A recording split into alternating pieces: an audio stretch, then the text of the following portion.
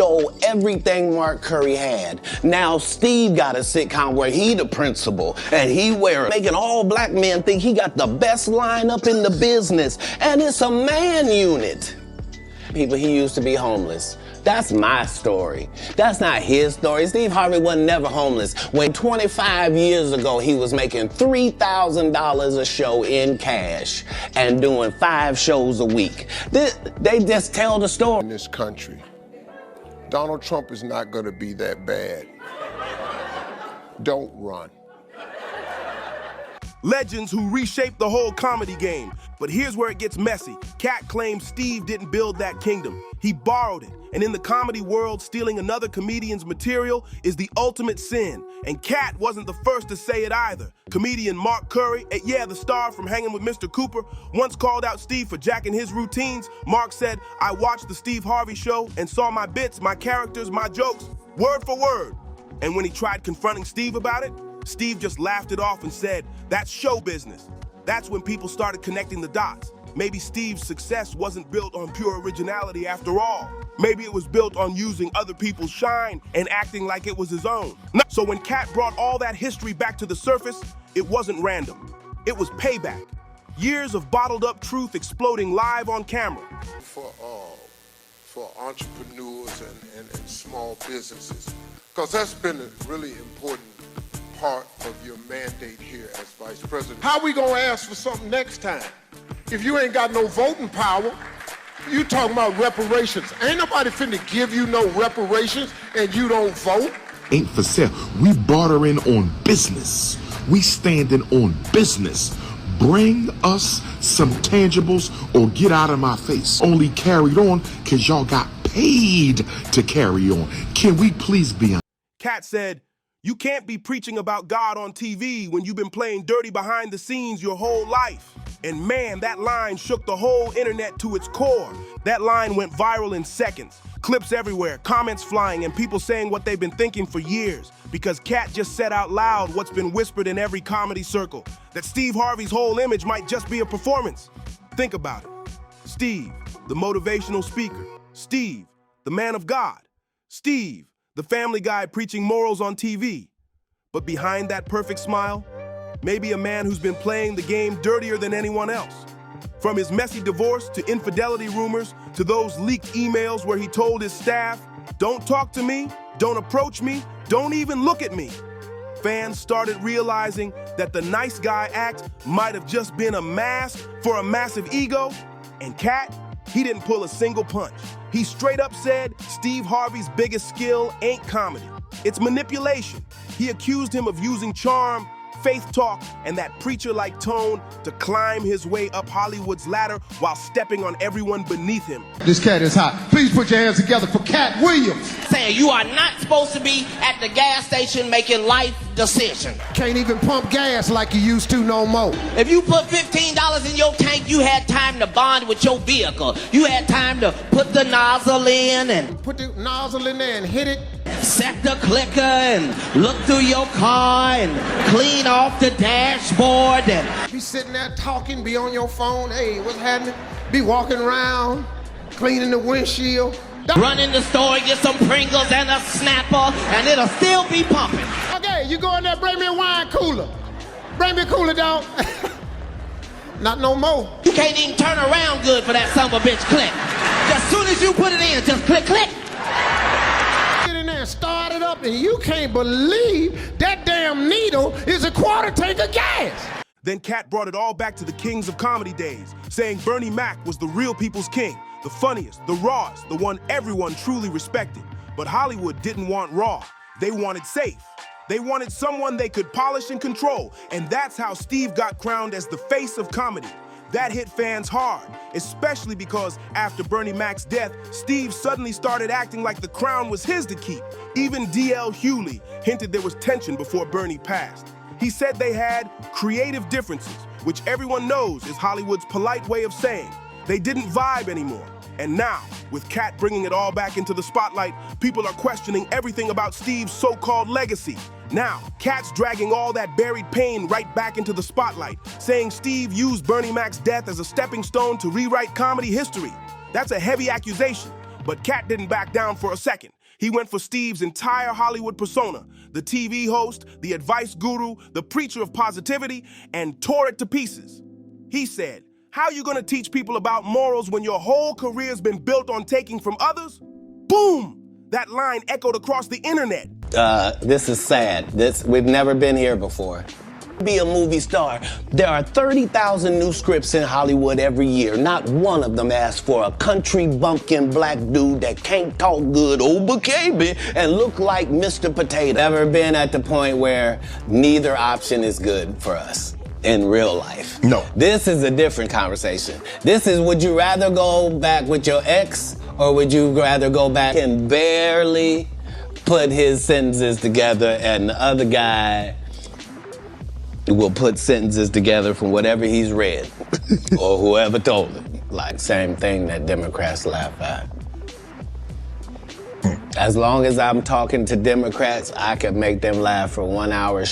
Katt straight up called Steve a hypocrite. Said the same man out here telling women how to find good men has cheated, lied, and flipped his story more times than anybody can count.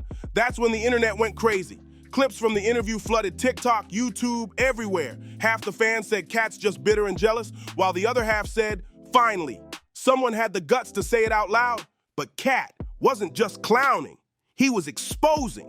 He talked about how Steve switched up the minute money got serious, how he distanced himself from his roots and the comedians who helped him climb.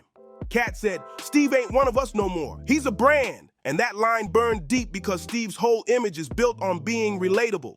The everyman who made it big, but Katt painted him as the total opposite, a man who sold his soul for fame and turned his back on the very culture that made him. That's when the audience's energy flipped. Steve had always been the untouchable one, the smooth-talking uncle, the lovable host, the guy who made it out clean. But suddenly, people were watching him with new eyes. Fans started rewatching old interviews, old clips, and they noticed it. The fake smiles, the tight laughs, the slick shade thrown at other comics. It's like everyone woke up at once and realized maybe Katt wasn't hating, maybe he was telling the truth. And once the internet turns on you, it's over. No PR team, no public apology, no fancy suit can save your image when the streets start talking. The backlash hit fast and hard. People flooded social media, demanding networks drop Steve Harvey immediately. They said, you can't keep giving platforms to men who built their fame off exploiting others. The hashtags were everywhere, and soon folks started comparing him to other fallen talk show hosts, saying Steve might be next on the chopping block. But this time, the word canceled hit different, because it wasn't the usual outsiders or random critics. It was people from inside his own world, his peers, the ones who came up with him in the same comedy trenches. Even producers close to Steve started getting nervous, whispering that some of his upcoming projects were being reevaluated. Networks don't want that kind of smoke. Nobody wants to stand next to a man the internet's calling a fraud. And while all this chaos unfolds, Katt Williams, he's chilling. Calm, collected, silent, no tweets, no rants, no explanations. Just letting the truth marinate and do what it always does, catch up. That's the coldest move of all. Now, to be fair, Steve's been through storms before. The Miss Universe disaster, the leaked staff emails, even public backlash for defending people everyone else turned on. Every single time he's bounced back, smiling through it, talking about forgiveness and God's plan. But this time, this time feels different, because it's not gossip blogs or tabloids. It's a fellow comedian calling him out. Someone who knows that same grind, that same stage life, saying, you've been fake from day one. And that's not something you can PR your way out of. Fans are digging deeper now, pulling up old interviews, catching old shade from other comics, realizing maybe this wasn't just one feud. Maybe the whole comedy world's been waiting for this truth to drop. Fans started digging deeper, and what they found only made things worse. Old clips resurfaced, showing moments where even Bernie Mac looked uncomfortable standing next to Steve on stage. Then came Monique's old posts, the ones that hit different now. She once said Steve Harvey turned his back on her just to fit in with Hollywood's elite. She claimed Steve told her straight up, it's not about integrity, it's about the money game. And now that quote is blowing up all over again, connecting Monique's heartbreak with Katt's truth bombs like puzzle pieces finally snapping together. But Katt's takedown wasn't just one shady comment, it was a full-blown demolition. He dismantled Steve's entire image piece by piece. He called him a Hollywood puppet, said all that relationship advice was trash wrapped in religion, and even mocked his acting career. Katt joked, y'all remember Think Like a Man? Steve been pretending his whole life. The crowd laughed, not because it was funny, but because deep down, they knew he wasn't lying. Since that interview, Steve's been quiet, unusually quiet. No press tours, no long TV monologues trying to clean things up, not even his signature grin.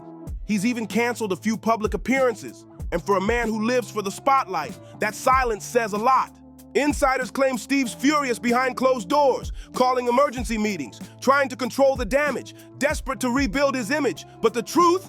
You can't fix what's already cracked. Once the mask slips, no amount of PR polish can put it back together. Because Katt didn't just target Steve's career, he hit his credibility. And that's the one thing you can't buy back. You can lose deals, you can lose fans, but once people stop believing your story, it's game over. That's what this cancellation really is. Not some network dropping Steve, but people finally standing up and saying, "We see you now." The irony's wild too, because Steve once warned about this exact thing. He said, "If you live long enough, the truth about you will come out, so make sure you can live with it." And now that truth's chasing him down, through Katt Williams, through old interviews, through every resurfaced clip that paints a whole different picture of the man behind the smile. But here's what shocked everyone. Katt didn't sound mad. He didn't sound bitter or petty. He sounded calm, almost disappointed, like he wasn't trying to ruin Steve, just tired of the lies. He said, "I respect real. Even if you don't like me, keep it real. But don't act holy when your whole career is built on hustle and hypocrisy." That line hit deep because it wasn't loud. It was true. It echoed all on its own. So where does this leave Steve Harvey now? His empire's still standing, sure. But for the first time in decades, the cracks are showing. Networks are quietly watching the backlash. Other comedians are stepping back, keeping their distance. And fans, they're split, wondering if the man they've been cheering for all these years was ever really genuine at all. Meanwhile, Katt Williams is sitting on top of the internet, being praised as the one who finally shattered Hollywood's fake politeness. Because let's be real, Katt didn't just come for Steve, he came for the whole system. The system that rewards fakeness over authenticity, image over integrity, performance over truth.